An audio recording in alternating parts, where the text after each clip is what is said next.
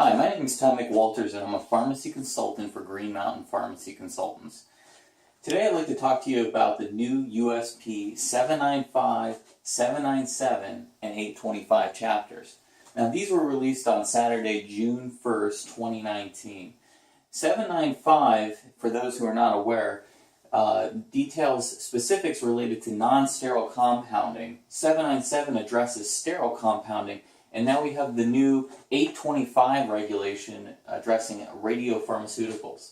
Today I want to speak briefly about 797, so this will be your sterile compounding, and the changes that will most likely impact your operation.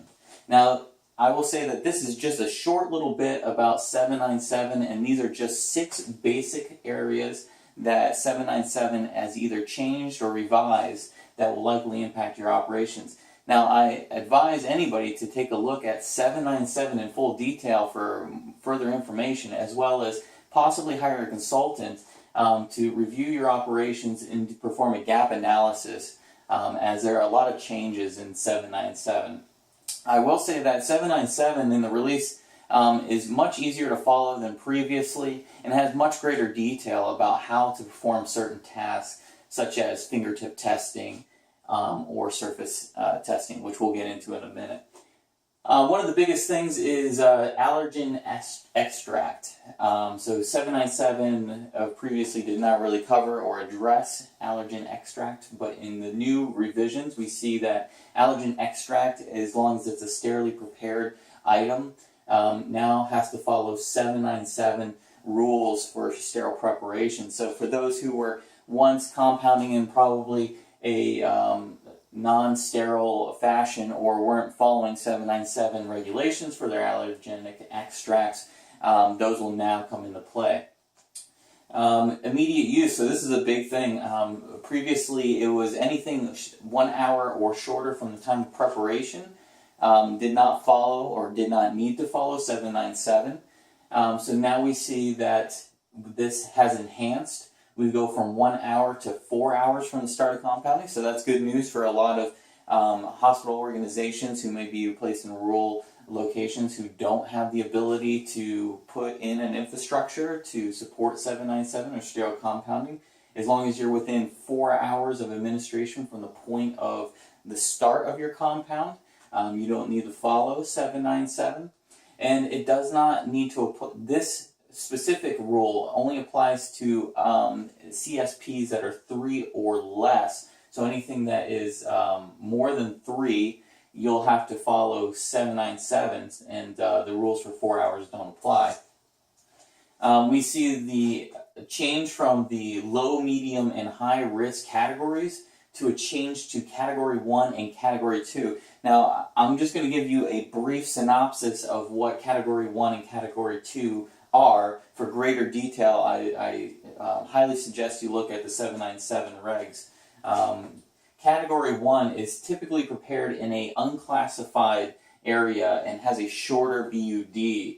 So I don't have the BUDs put up here, but that would be less than 12 hours from room temperature and 24 hours for refrigeration. So very, very strict guidelines around Category 1 because that is in an unclassified preparation area.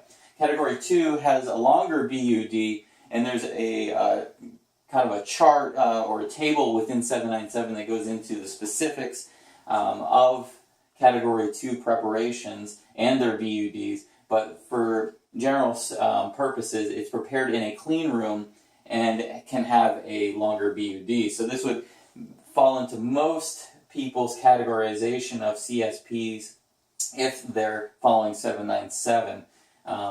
Category 1 would be like a isolator or something of that nature, where you're preparing your item under maybe an ISO 5, but you don't have the buffer area that follows that. So now we step down into compounding isolators, and we see that they are required to be in a clean room now for Category 2 preparations to get that longer BUD, which makes sense. So you're talking about coming from a dirty to a clean and then to a cleaner environment. You can't shortchange any of that process is what they're saying. So now they're requiring you to put your isolators in a clean room to obtain that Category 2 classification for your CSPs and get that longer BUD. Big change here. Whereas before it was advised for surface sampling, now it is required to do monthly surface sampling. So this is a big change.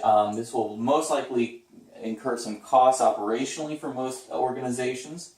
So if you haven't already done your budgeting cycle, you may want to include this.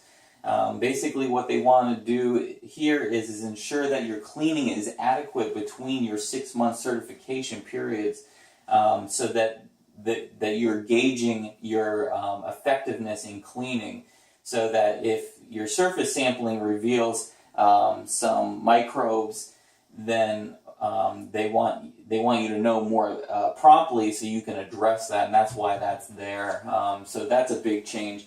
Number 6 on our list here is a new requirement, new requirement for master formulation records and compounding records. So before, you still had to have your compounding records and you still had to have your master formulation records.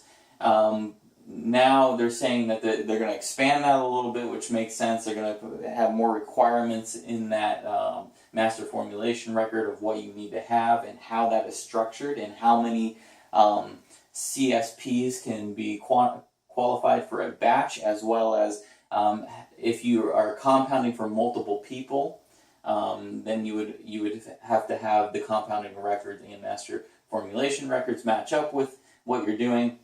And then a prescription, medication, order, or label can now serve as your as your compounding record. So that's a good sign for most people who are probably using some sort of automation or workflow enhancement. You can now contain all of that in your compounding record, whereas before it was a little bit ambiguous of whether that would meet the criteria.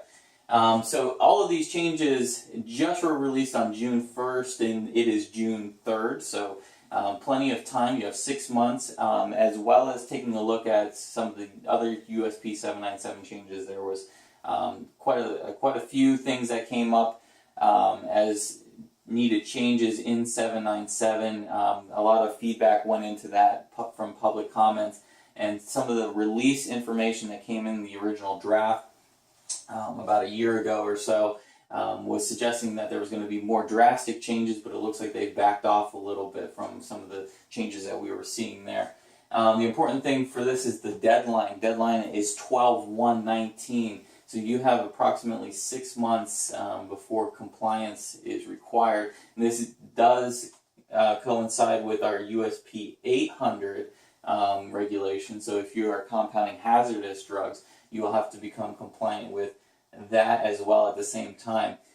We will probably talk about 795 in the future. Probably won't talk so much about radiopharmaceuticals, as most organizations will probably not be involved in that. But something important to note, that there are a lot of changes occurring within the USP General Chapter. So thank you for taking a look at this video and reviewing this. I hope this was helpful for some of you, and hopefully this will help aid you in your efforts to become compliant with the new 797 revision.